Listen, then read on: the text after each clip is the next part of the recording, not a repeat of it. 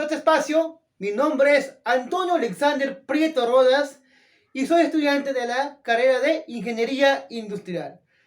El tema de hoy vamos a ver lo que es Introducción a la Química, en la cual vamos a ver la definición, las áreas que se aplica, cuál es el método científico, la rama de la química, la materia y muchas cosas más. Así que atentos en esta transmisión.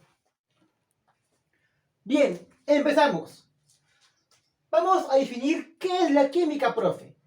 La química se dice que es el estudio de la materia. Eso no deben olvidar, muchachos. La química es el estudio de la materia. Pero, profe, ¿qué es la materia? La materia es todo aquello que se puede percibir por los sentidos, por el olfato, por el tacto, los oídos, y que ocupa un lugar en el espacio. Además, la química experimenta cambios. Pero, profe, ¿estos cambios que experimenta cuáles son?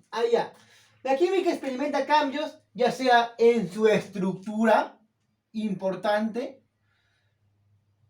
La química presenta cambios en sus propiedades.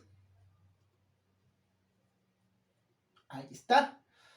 En las propiedades. Bueno, hablando de la materia. Esta materia va a experimentar cambios en su estructura interna, en las propiedades. También van a haber reacciones químicas, o sea, transformaciones.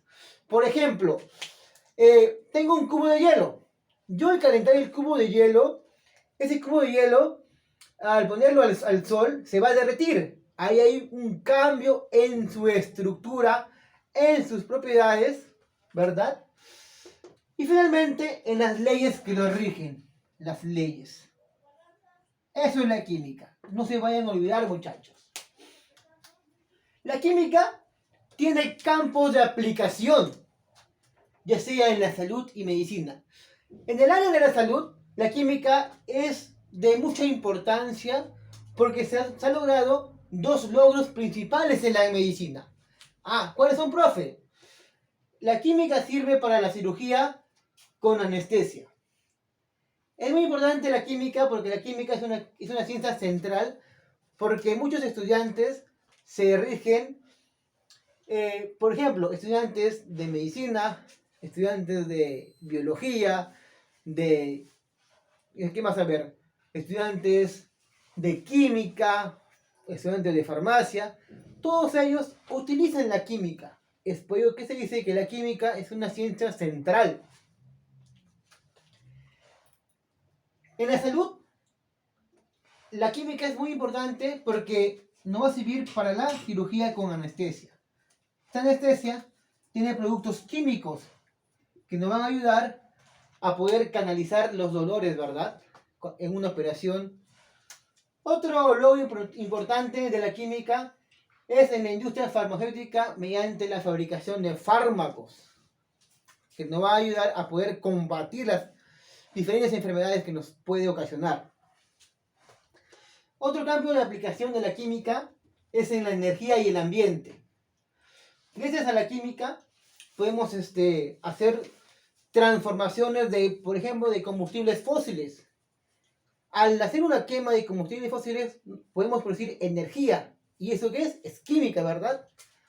Otro campo de aplicación es en la agricultura mediante pesticidas, fertilizantes que van a ayudar a la agricultura. Pero también hay que saber que esos pesticidas, al usarlos periódicamente, en abundancia, también causan daños al medio ambiente. Es por eso que hay que utilizarlos con propiedad. Pero también es importante para la industria, la agricultura y en la energía y la química. La química tiene divisiones, profe. La química se divide química general, química descriptiva, química analítica y química aplicada. En la química general es aquella rama en la cual se basan todas las demás ramas, en la cual se va a estudiar las leyes, propiedades, fundamentos de la química. En la química descriptiva se estudian las propiedades de la materia y se divide en química inorgánica y química orgánica. La química inorgánica es aquella que estudia a la materia inanimada, a la materia muerta, rocas, minerales, sales. Y la química orgánica es aquella que estudia a los compuestos que tienen carbono. Pero hay una excepción como el CO2, el monóxido de carbono, acá lo voy a anotar, el monóxido de carbono, el dióxido de carbono, los bicarbonatos. Ellos tienen compuestos de carbono en su estructura, pero no son estudiadas por la química orgánica, sino lo estudia la química inorgánica. La química analítica es aquella rama de la química que mediante métodos experimentales en un laboratorio vamos a saber cuáles son las propiedades de esa sustancia. Se divide en cualitativa y la cuantitativa. Por ejemplo, tengo el agua. El agua tiene como fórmula química H2O. Cuando le digo, ya, el agua está compuesto por hidrógeno y por oxígeno. Eso lo estudia la cualitativa. Tengo, por ejemplo, dióxido de carbono. Ya. El dióxido de carbono está compuesto por carbono y oxígeno. ¿Quién estudia la cualitativa? Y la cuantitativa va a estudiar la cantidad. Es decir, tengo 2 átomos de hidrógeno y un átomo de oxígeno. Y para el CO2 tengo un átomo de carbono y tengo 2 átomos de oxígeno. Eso estudia la rama de la cuantitativa. La cualitativa, la cualidad. ¿De qué está hecho? ¿De qué está formado el átomo? O el compuesto, perdón. Y la cuantitativa, ¿cuál es la cantidad de átomos que está compuesto? Bien, y por último tenemos la química aplicada. La química aplicada es aquella química en la cual va a relacionar con otras ciencias. Tenemos química industrial, que estudia las reacciones químicas, las transformaciones que se dan. Tenemos la geoquímica, que estudia la composición de la tierra, porque saben que geo es tierra. Tenemos la petroquímica, es aquella rama que estudia a la composición, propiedades del petróleo. La bioquímica, sabemos que es biovida, ¿sí? la estudia las reacciones químicas de los seres vivientes. Y la farmacoquímica, que es estudio de fármacos. Hay ramas también que se dividen en la toxicología, en la cual vamos a ver qué fármacos o qué sustancias nos pueden causar daño al humano, a la persona. Entonces, eso sería lo que es la introducción, campo de aplicación y la división de la química. Pasamos a ver otros detalles. Bien, como cuarto punto tenemos el método científico. El método científico se dice que es un conjunto de pasos que están ordenados secuencialmente para poder establecer una investigación o para poder adquirir nuevos conocimientos. Sí, eso recuerden, muchachos, que el método científico es un conjunto de pasos, pero esos pasos tienen que estar ordenados secuencialmente, en la cual nos va a beneficiar o vamos a aplicar en poder adquirir ¿qué?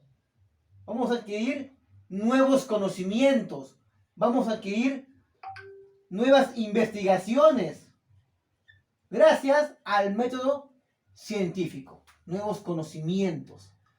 Ahora, todo método científico empieza por un problema. Todo científico, todo investigador empieza planteándose por un problema. Por ejemplo, yo me pregunto, ¿qué me pregunto? Profe, ¿las vacunas serán eficientes para poder contrarrestar a la variante COVID, la Omicron, Delta? ¿Serán eficientes las vacunas? Ese es un problema. Otro problema. Profe, ¿por qué el hidrógeno gaseoso puede explotar en el aire? Otro problema. O también me puedo preguntar, a ver, profe, ¿por qué las cosas caen?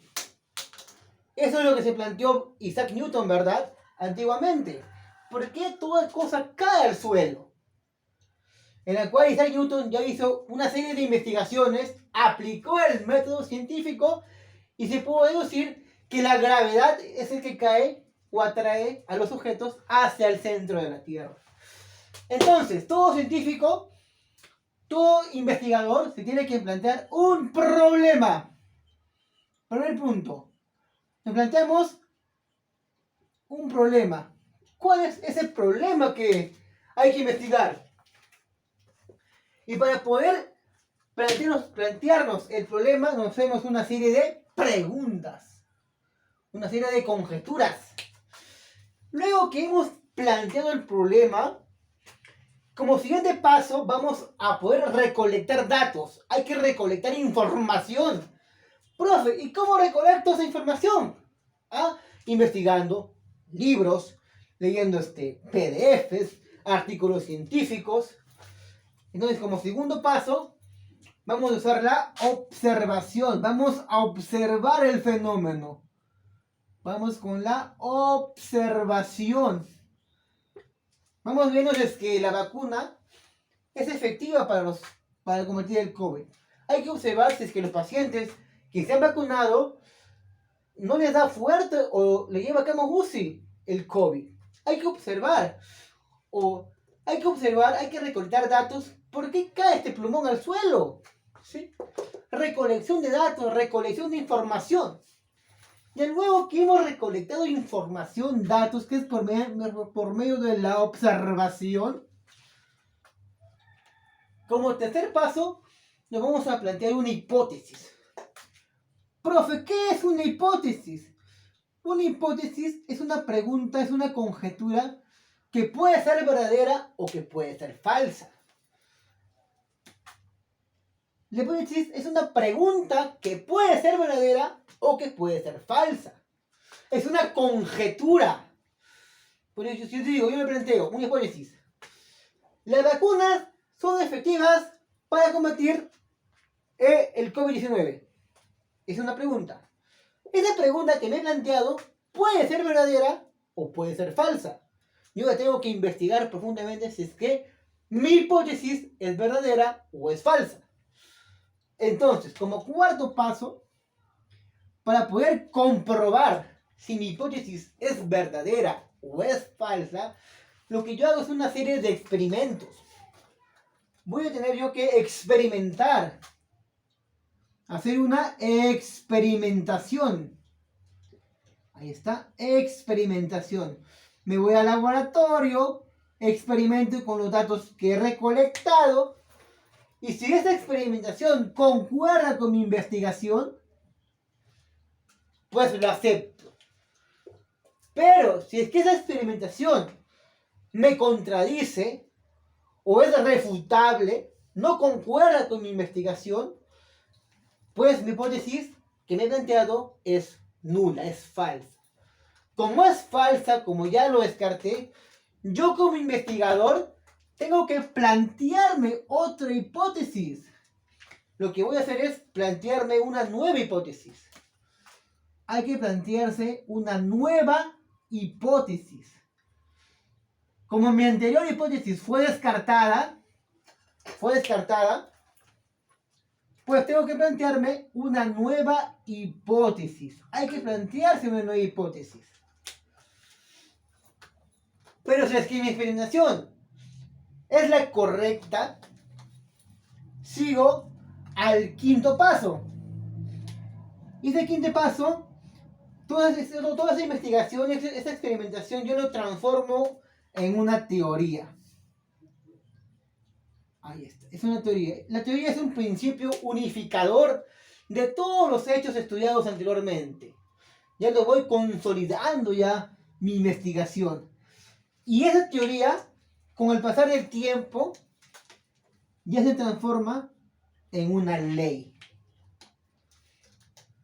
Esta ley ya es una ley más concisa, es una ley que puede ser mediante modelos matemáticos, ya se puede establecer.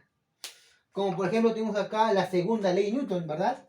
Que es fuerza es igual a la masa por la aceleración. Esta ley es llamada la segunda ley de Newton, ya es una fórmula matemática que ya está establecido ya para todas las ciencias. ¿Sí? Esta fórmula cumple bajo ciertas condiciones todo lo estudiado por Isaac Newton, ¿verdad? Entonces, ya saben, un método científico es un conjunto de pasos que están ordenados, que se empieza por un problema y se acaba por una ley. Acá hemos puesto una fórmula que la segunda ley de Newton fuerza igual a masa por la aceleración. Como quinto punto, tenemos la clasificación de la materia. Como ya hemos dicho anteriormente, que la química es el estudio de la materia y de sus cambios. Ahora, la materia es todo aquello que tiene masa, ¿verdad? ¿Sí? La materia es todo aquello, ¿ya? La materia es todo aquello que ocupa un lugar en el espacio. Va a ocupar un lugar en el espacio. Pero esa materia tiene masa y tiene inercia. Pregunta de examen o pregunta que te puede hacer el profesor en la universidad. La materia tiene masa y tiene inercia, posee inercia. Ahora, la materia se puede ver, se puede tocar. Yo el plumón veo, el plumón es color negro. Yo lo puedo tocar, lo puedo palpar. Pero hay materia que no se puede ver, como por ejemplo el aire. El aire es materia, pero tú no lo puedes ver. Entonces, la materia se puede ver o no se puede ver. Pero los científicos clasifican a la materia, van a clasificar a la materia en otras formas de materia. Esta materia se clasifica en mezclas, ¿verdad? Y en sustancias. Las sustancias se van a caracterizar porque las sustancias tienen composición definida. Ya, profe. Las sustancias tienen una composición definida, tienen una composición constante y tienen propiedades características como olor, sabor, que tú lo puedes distinguir. Por ejemplo, un ejemplo de sustancia sería el oro, sería el agua, el azúcar. Por ejemplo, el agua. Si yo veo el agua, yo lo puedo distinguir. Ya, el agua, propiedades, es inodoro, es incoloro, ¿verdad? Por ejemplo, el azúcar, yo lo puedo distinguir porque tiene propiedades características. El azúcar es rubia, o también puede ser blanca. El azúcar está formado por partículas cristalizables. En cambio, estas mezclas se caracterizan porque tienen una composición variable. ¿Sí? Estos tienen una composición variable. Ya está. Y las mezclas van a resultar mediante la combinación de dos o más sustancias. Ahora, estas mezclas se dividen en mezclas homogéneas y se dividen en mezclas heterogéneas. Las sustancias se dividen en sustancias en compuestos y se dividen en elementos. Ya está. A ver, mezclas homogéneas. Aquella mezcla se va a caracterizar porque tú, al combinar dos o más sustancias, su composición es definida, es homogénea. Su apariencia es homogénea, es uniforme. Si tú combinas, por ejemplo, combinas, por ejemplo, agua y azúcar, haces una disolución, lo disuelves. Tú al ver esa combinación, vas a distinguir que es una apariencia, que es una composición homogénea, que es uniforme. tú no sabes cuál es agua o cuál es azúcar, ¿verdad? Es una mezcla homogénea. En cambio, una mezcla heterogénea se va a distinguir porque tiene más fases. Acá la mezcla homogénea tiene una sola fase y no se puede distinguir cuáles son los compuestos. En cambio, la mezcla heterogénea, al combinar dos o más sustancias, esas sustancias se van a distinguir. Es una apariencia, es una composición heterogénea. Si yo, por ejemplo, mezclo arena y mezclo, por ejemplo, arcilla. Ahí está, arcilla. Entonces yo veo esa combinación y yo lo puedo distinguir. Ah, ya, esta es arena, esto es arcilla. ¿Por qué? Porque yo veo que hay dos fases. En cambio, en la mezcla homogénea, yo no puedo distinguir porque es una sola fase. Tiene una composición uniforme. Y acá tiene una composición heterogénea, ¿verdad? Una composición en la cual yo puedo distinguir dos o tres fases. Bien. Y las sustancias en compuestos y elementos. Un elemento es aquel que no se puede dividir. Ya no se puede descomponer. Este elemento no se puede descomponer, no se puede dividir en partes más pequeñas.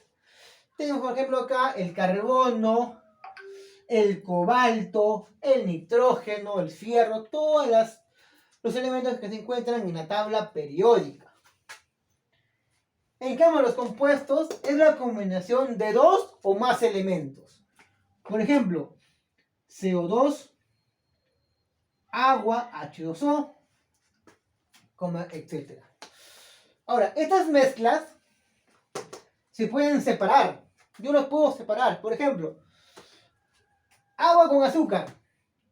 Yo mediante calentamiento lo hiervo, por ejemplo, a 100 grados centígrados, porque a 100 grados centígrados el agua se evapora. Yo puedo separar el agua con la azúcar. Mezclas heterogéneas. Tengo acá, por ejemplo, arena y tengo arcillas de fierro. Traigo un imán y todas las arcillas de hierro, de fierro, se van a pegar en el imán. Y lo voy a separar, ¿verdad? Lo separo. Ahora, esta separación de mezclas a las sustancias se va a separar mediante métodos físicos. Se separa mediante métodos físicos. Como evaporación, decantación, destilación. En cambio, si yo quiero separar los compuestos en elementos, tengo que hacer una serie de reacciones químicas. Es por eso que para yo poder separar un compuesto hasta un elemento, yo voy a utilizar, métodos químicos. Métodos químicos. Ya está. Entonces, todo este conjunto viene a ser las formas de la materia que tú lo puedes encontrar en el universo. Pasamos al punto número 6. Bien, ahora vamos explicando el sexto punto, que son los tres estados de la materia. La materia se divide en sólido, en líquido y en gaseoso. Pero estas tres formas tienen sus características. Por ejemplo, el volumen. El volumen de un sólido se va a caracterizar porque todos sus átomos están juntos, ¿verdad? O sea que su volumen no cambia. Su volumen es invariable. Tiene volumen invariable. En cambio, en los líquidos, sus átomos están un poco más dispersos. Es por ello que su volumen de los líquidos también es invariable. Ahí está. Y finalmente, en el estado gaseoso, todos los átomos de la materia están dispersos, están separados. Un átomo está, por ejemplo, en este punto, otro en este punto, otro en este punto, y así, en varios puntos, están dispersos. Es por ello que decimos que el volumen del estado gaseoso es variable, cambia su volumen. variable. En cuanto a la forma, en los sólidos, los átomos están compactados. Ejemplo, el hielo, ¿verdad? Tiene una forma y un volumen ya definidos. Aquí también se considera que la forma es invariable. Volumen invariable o volumen definido, forma invariable o forma definida. En los líquidos, la forma va a adoptar la forma del recipiente que lo contiene. El líquido, por ejemplo, si tú tienes un balde y tú echas agua a un balde, adopta la forma de ese balde. Si tú tienes, por ejemplo, una taza, echas el líquido o tu café y ese café o líquido adopta la forma de esa taza. Es por ello que decimos que de acuerdo a la forma de los líquidos puede variar, puede cambiar. Adopta la forma del recipiente que los contiene. En cambio, la forma de la materia en estado gaseoso, esos gases no adoptan la forma del recipiente que los contiene, sino se dispersan uno tras de otros. Es por eso que la forma en el estado gaseoso también es variable, porque varía de acuerdo a la forma del recipiente. Variable. Volumen variable, forma variable para el estado gaseoso. Ahora, de acuerdo a las fuerzas, existen dos tipos de fuerzas. La fuerza de atracción, profe, como la fuerza de repulsión. Tengo dos átomos, fuerza de atracción. Estos dos átomos, ya sea signo positivo y signo negativo, se van a atraer, se atraen, se juntan, se pegan. En cambio, para las fuerzas de repulsión, signos contrarios, ¿verdad? Positivo, positivo o negativo, negativo, se van a repelar, se repelan, no se quieren, se van. Entonces, nota, fuerza de A, fuerza de atracción, fuerza de R, fuerza de repulsión. Ahora, para el estado sólido, como sus átomos están juntitos, están pegaditos, la fuerza de atracción va a ser mayor a la fuerza de repulsión. En los líquidos adoptan la forma del recipiente que los contiene, ¿verdad?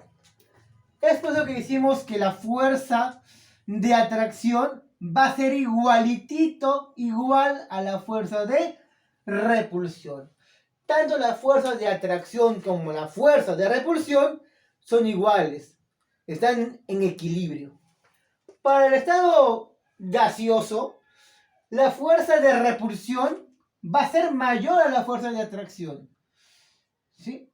Fuerza de atracción, fuerza de repulsión. La fuerza de repulsión va a ser mayor a la fuerza de atracción. Es por ello que las moléculas no se juntan, están separadas. Ah, y me había olvidado que en la universidad existe un cuarto estado de la materia llamado el estado plasmático. El estado plasmático lo vamos a encontrar en el exterior del universo, donde hay plasma, por ejemplo, en el Sol.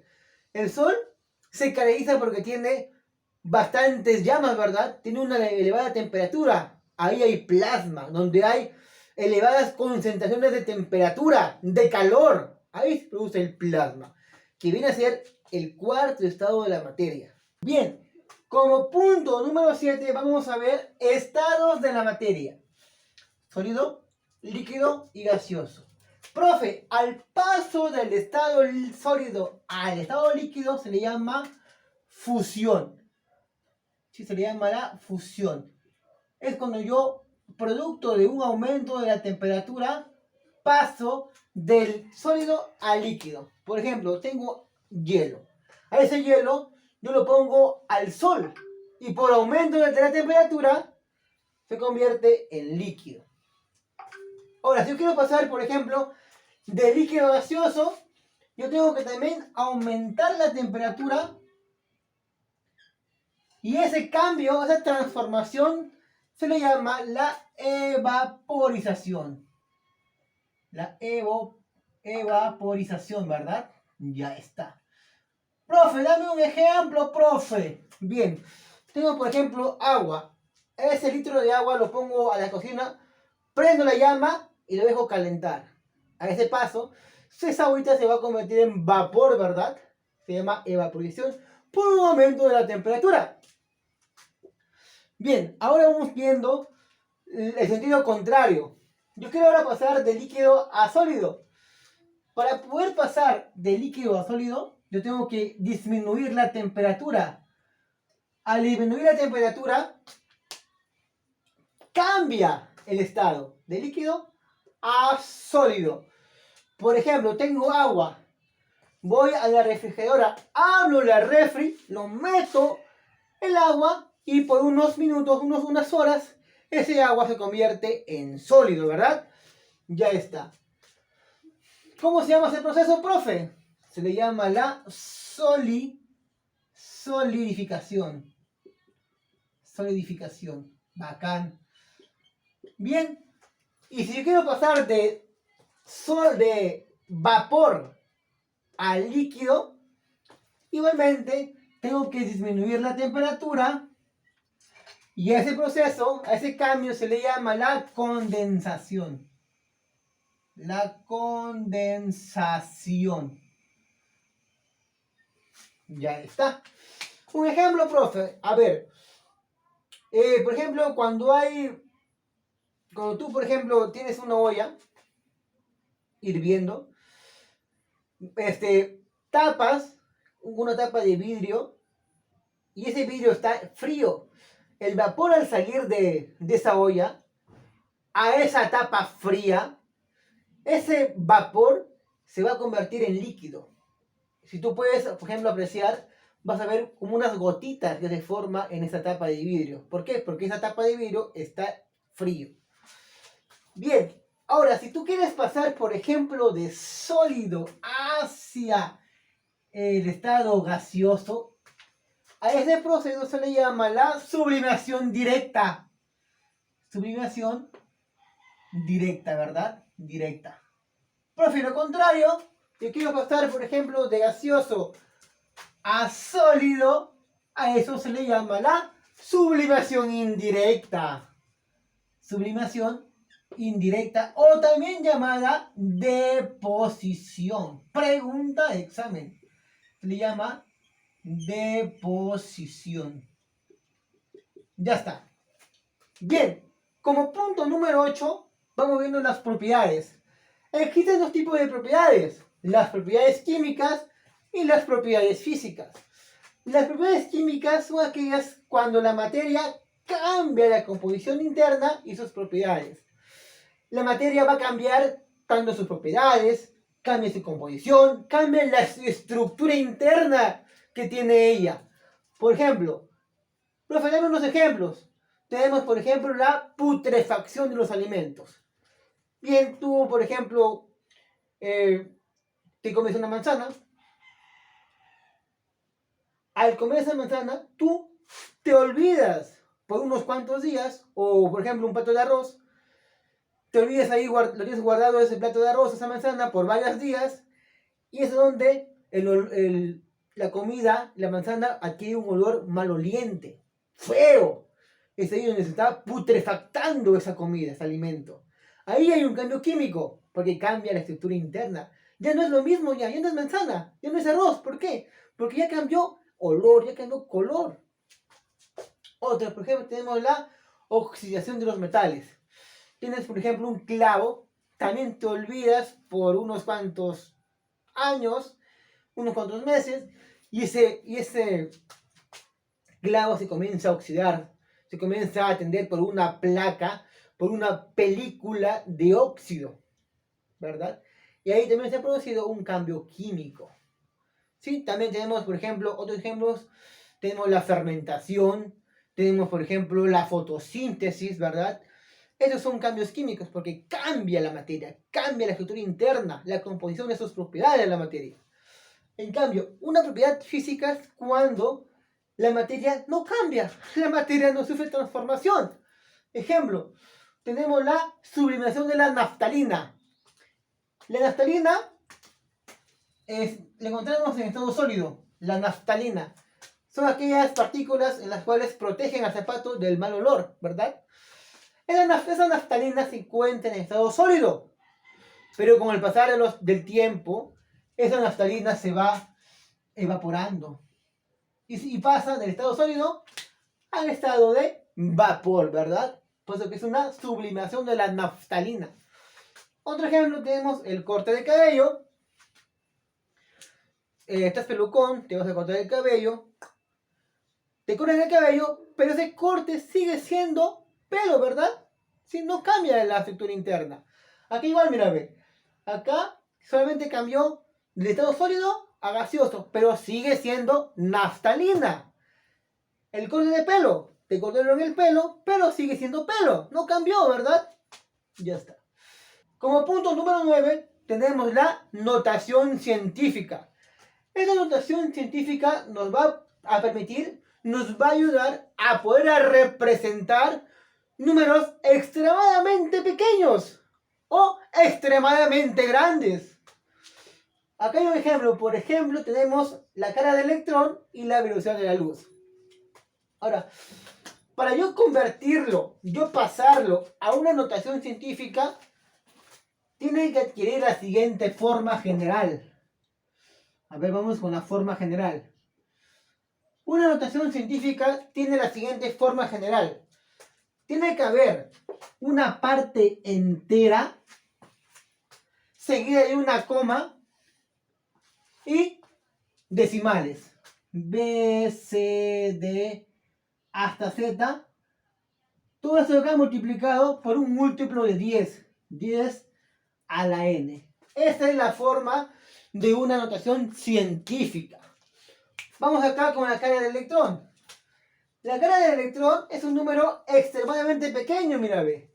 0,000000016, ¿verdad?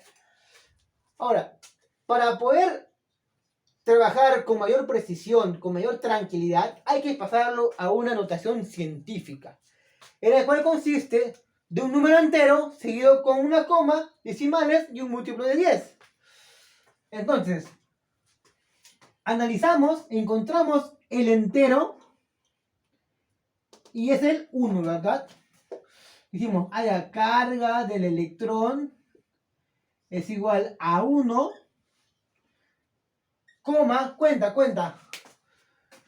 1, a, y decimales. ¿Qué me queda? El 6. 1,6. Pero multiplicado por un múltiplo de 10. ¿Por eso la cuánto? Cuenta conmigo, cuenta, vamos contando, a ver, cuenta. Acá está la coma, cuenta. 1, 2, 3, 4, 5, 6, 7, 8, 9, 10, 11, 12, 13, 14, 15, 16, 17, 18 y 19. Entonces, ¿cuánto vale n? 19. Ahora, cuando tú cuentas hacia la derecha, va a adoptar signo negativo. Pero si tú cuentas hacia la izquierda, tiene signo positivo. Como yo conté hacia la derecha, profe, signo negativo. Entonces me quedaría que la carga del electrón es 1,6 por 10 a la menos 19 coulomb. A ver, ahora vamos con la velocidad de la luz, que se igual a cuánto, a 300 millones metros sobre segundo. Profe, es un número muy grande. Pásalo a notación científica. Bacán. Vamos a ver, hay que pasarlo. Ponemos velocidad de la luz es igual. Buscamos al primer número entero. ¿Quién es? El 3. 3. ¿Quién sigue? Coma, ¿verdad? Coma. Ahora cuenta. Acá está el 3, cuenta. 1, 2, 3, 4, 5, 6, 7 y 8, ¿verdad? Hay 8, mira, ve. 3 por 10, ¿verdad? Ahí está, por 10. Pero ahora yo estoy contando hacia la izquierda, mira, ve. hacia la izquierda. Estoy contando hasta la izquierda. Porque arranco de acá, ¿verdad? Cuenta 1, 2, 3, 4, 5, 6, 7 y 8. Acá se ubica la coma. 8. 3 coma. ¿Cuánto vale n? N vale 8, ¿verdad? N vale 8. Pero como me estoy dirigiendo hacia la izquierda, tiene signo positivo.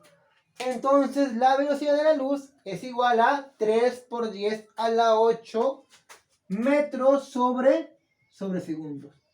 No te vayas a olvidar las unidades. Las unidades son muy importantes dentro de la universidad. Si tú pones un resultado sin unidades, el profe no te va a considerar y te va a jalar, pagas aplazado y lo llevas por segunda el curso. Así que no te vayas a olvidar las unidades, que es muy importante en la universidad. Las unidades. Bien, ahora vamos viendo el punto número 9, unidades del sistema internacional.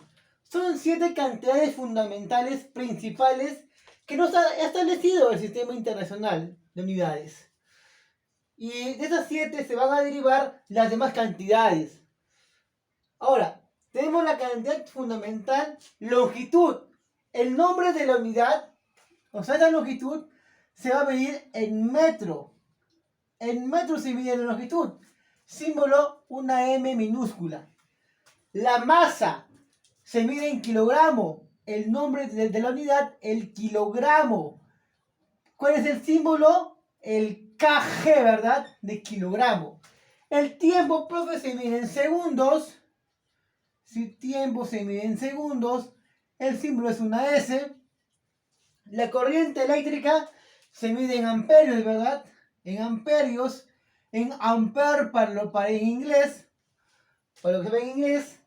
Corriente eléctrica en amperio, símbolo una A. Temperatura se mide en Kelvin. Su símbolo es una K mayúscula. La cantidad de sustancia es el mol, ¿verdad? El mol. Símbolo también mol. Y la intensidad luminosa se mide en candela, ¿verdad? Candela, símbolo el CD. Bien, el punto número 10, vamos viendo los prefijos en el sistema internacional. Todos estos están en base 10. Tenemos el tera, tenemos el giga, el mega, el kilo, el deci, el centi, el mili, el micro, el nano y el pico. Símbolo, el tera como una T, giga G, mega M mayúscula, kilo una K, deci de minúscula, centi, C minúscula, mili, doble M, micro, ese símbolo, símbolo griego, nano, símbolo griego, pico una P. ¿Cuál es el significado? Bien, el kilo es 10 a la 3, porque un kilo es 1000, ¿verdad? 1000 gramos. El mega es 10 a la 6, o sea, 10 con 5 ceros. ¿Sí? El giga es un 10 a la 9 y el tera es un 10 a la 12. El deci es un 10 a la menos 1. El centi es un 10 a la menos 2. El mili es un 10 a la menos 3. El micro es un 10 a la menos 6. El nano es un 10 a la menos 9. Y el pico es un 10 a la menos 12. Como punto 11 tenemos escalas de temperatura. Tenemos 3 escalas.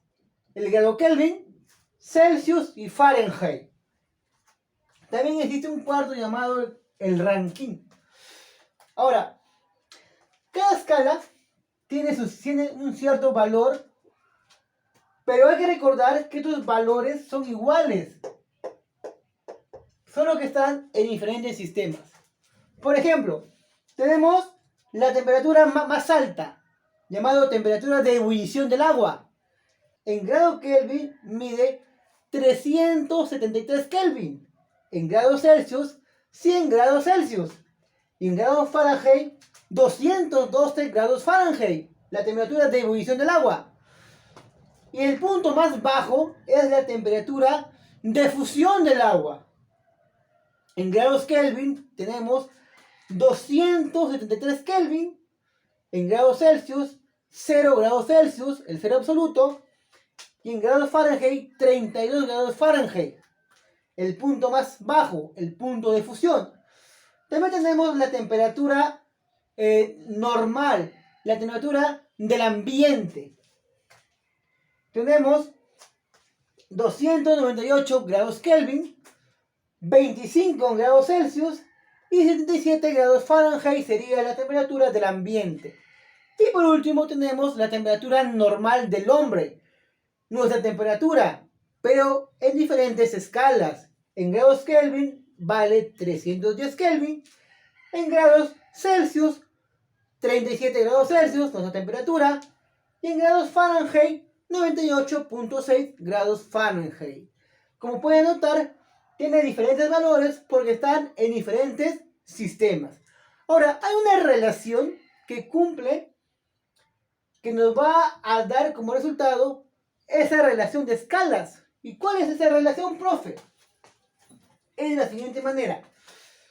Grados Celsius, a ver, el grado Celsius entre 5 va a ser igual, profe, al grado Fahrenheit menos 32 entre 9. Esto va a ser igual a grados Kelvin menos 273 entre 5. Ahí está. Y esto va a ser igual, acá lo voy a escribir, ya no me alcanza el espacio, grados Rankine menos 492 entre 9. Esa es la relación entre las temperaturas en grados Celsius, en grados Fahrenheit, en grados Kelvin y en grados Rankine. Eso cumple. Bueno, adicionalmente, en el punto 12 tenemos lo que es la densidad, ¿verdad? La densidad. Como tú sabes, la densidad va a relacionar a la masa del cuerpo con el volumen que ocupa.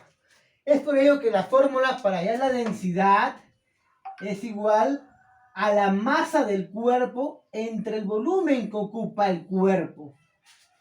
Hay que saber que la densidad del agua es igual a 1 gramo centímetros cúbicos. Pero si tú lo multiplicas por 1000, tú lo vas a pasar a kilogramos.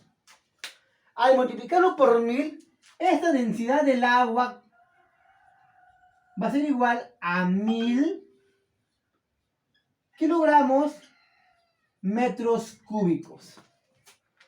Así que no te debes olvidar, la densidad es la relación entre la masa del cuerpo y el volumen que ocupa ese cuerpo. Densidad es igual masa entre volumen. Bueno, eso fue toda la teoría. Me estoy despidiendo y nos vemos en la segunda sesión de clase. Gracias.